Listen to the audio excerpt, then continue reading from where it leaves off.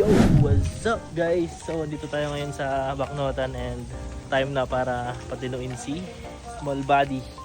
So, let's go. Samahan niyo ako. Patinuin natin tong small body na to.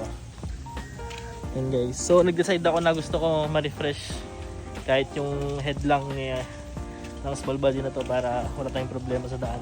Let's go. Kumuha tayo ng overhauling kit para wala naman siyang problema, pero gusto ko lang para bago lahat. Hence, gagamitin natin siya habang wala si Waffle. Sheesh. Ano yan? Overhaul? And guys, wala siyang problema guys, pero i-overhaul lang natin. Wala lang. Naghanap lang ng pagkakagastusan na guys. Yeah. So yun guys, babaklasan na natin yung head niya. Pero hindi ako yung magbabaklas. Ayan, let's go. So guys, wala pa tayong battery holder. Tignan nyo naman. Tignan nyo naman yan guys. Oh, naka ano pa. Nakatali pa yan. Tapos ito, stock pa yung radiator. Tanso pa. Ano masabi mo sa small body? Tatapusin na ba natin to? It will end up here. Ayan na, kulang na lang guys, ano eh. Hindi ko na siya papalitan ng makina. Hindi ko na siya papalitan ng makina guys. Kung iniisip nyo magba-black top din itong small body, hindi. Pangharabas ko lang to. Ayan guys, carbon 4AF. Tapos nagbaklas na din tayo ng shocks. Pinalitan na natin tong shock mount. Ay, control arm. Spacers. Di kaya natin tanggalin to? Bakit din kabel ng stand ni?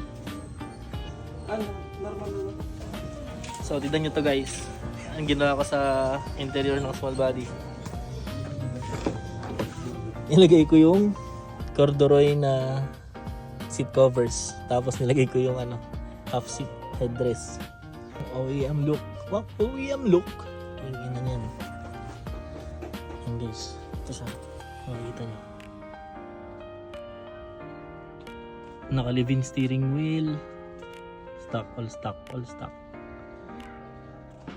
All stock. So yun, binigyan ko yung sarili ko ng isang buwan para ibenta to pero walang kumukuha. So, kunin nyo na lang pag mahal na yung mga pesa. Walang sisihan guys. Pag 2 minuto mas mahal na to. Binigyan ko na kayo ng chance.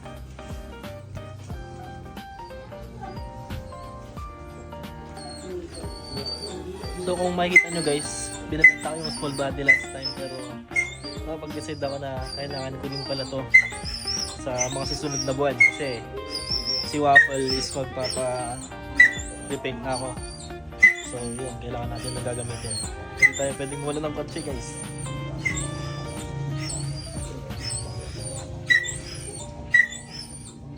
Kaya kailangan nating i-refresh to.